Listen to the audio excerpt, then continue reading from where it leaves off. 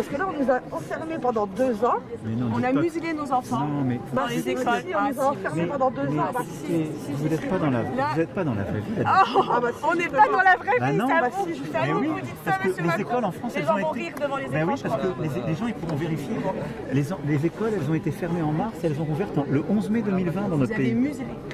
Les écoles, elles ont été rouvertes le 11 mai 2020. Il y a des pays qui ont été... Oui, mais pardon, mais ne dites pas qu'un masque est une muselière. Vous parlez avec un masque. Les mots ont un sens. Vous voyez bien que si vous êtes dans l'excès surtout... Le social, monsieur, pour les enfants, pour apprendre à lire, je veux dire, il y a énormément de choses. Et je pense qu'il y a des collectifs... Moi, j'ai un ami qui, il y a quelques jours, m'a dit, tu sais, moi, j'ai mon petit garçon, il y a 18 mois, il n'a jamais vu personne sans masque. Mais c'est pour ça que à part dès sa qu'on a pu... famille, parce que même la nourrice, elle a un masque, je sais bien. il sort dans la rue, dans un parc, il y a des masques. Mais vous avez parfaitement raison. Comment ça se passe pour le développement de nos enfants? Vous avez parfaitement raison. Et ça, c'est un énorme problème et ça, on y veille. Mais dans beaucoup de pays voisins, et si j'avais écouté les spécialistes, on n'aurait pas remis les écoles, les enfants à l'école le 11 mai 2020. C'est pour ça. Ça ne me dérange pas, moi, monsieur, je pratique le métro. Et ça, c'est pareil. Merci pour le petit. Non, mais... On va pouvoir le faire longtemps. Non, mais vous êtes sur un choix de société radicalement différent.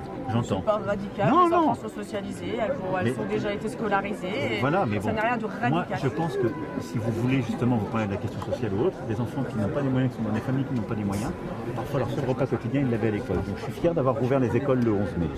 Et simplement, je ne peux pas vous laisser dire que dans notre pays, on n'a pas laissé les enfants aller à l'école. C'est pas vrai. Maintenant, on n'a pas dit ça. Nous, on est dans les enfants. Mais pareil, le confinement, on a pu le relever. Et là où d'autres pays, en début 2021, avaient reconfiné, la France n'a pas reconfiné. Sinon, au niveau des retraites. Et donc je voulais... Attendez, on va pas faire une conférence de presse. Oui, mais après, on va aller voir d'autres gens qui écoutent. Moi, je finis de vous répondre à vos questions.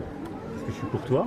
Donc, tant qu'on ne sera pas revenu dans une phase qu'on appelle endémique, et donc que l'épidémie ne sera pas il est déjà, comme une grippe. Je pense que tout le monde a été en contact avec le virus maintenant. Écoutez, moi j'écoute là aussi les scientifiques, les hospitaliers. On n'écoute pas les mêmes scientifiques avec les hospitaliers. Vous êtes peut-être très bien conseillé, je m'en félicite. Non, mais il y a certains scientifiques qui aimeraient vous parler, vous dire certaines choses, mais c'est écouté pas. J'ai écouté tout le monde, j'ai même été voir. Mais non, j'ai même été voir M. Raoul qui était sur d'autres positions. Vous savez, moi j'ai consulté très large. Mais je peux pas expliquer à des collègues, à vous, qui ont fait l'effort, qui se sont vaccinés, d'un seul coup, il n'y a plus rien. Par contre, ma conviction, c'est qu'on est... Ils ont fait par obligation, monsieur. Mais par devoir. Beaucoup. Par devoir. Par devoir. Et je pense que dans les prochaines semaines, on va revenir dans une phase normale et qu'on peut y arriver. Et qu'à ce moment-là, on pourra réintégrer. Donc pour vous, vous êtes vous confirmez que le devoir est au-dessus du droit? Non, je pense que l'un ne vit pas sans l'autre. C'est ce que vous avez dit quand même, emmerder les non-vaccinés, on était des sous-citoyens. J'ai jamais dit sous-citoyen.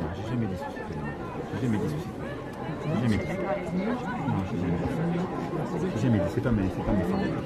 Et donc, emmerder les non-vaccinés, ça vous l'avez dit? Oui, mais je l'ai dit de manière entre guillemets affectueuse parce qu'on m'a dit. D'accord. Non, j'ai dit affectueux d'emmerder les gens, d'accord. Non, si vous le prenez quand vous le prenez comme une insulte, oui. Non, mais quand vous dites. Quand quelqu'un me dit je t'emmerde, excusez-moi, je vais pas polémiquer là-dessus. Ça c'est une insulte. Non, ça c'est une insulte, mais c'est pas ce que j'ai dit. Vous avez dit vous emmerdez les Français. Non, j'ai dit, il faut le remettre en contexte, on va pas refaire un film. Il y a certaines de vos confrères soignantes qui, elles, vous voyez, s'étaient vaccinées, avaient dit, les gens qui ne sont pas vaccinés qui arrivent, il ne faudrait plus les soigner. Ce à quoi j'ai répondu, je ne ferai jamais ça comme président.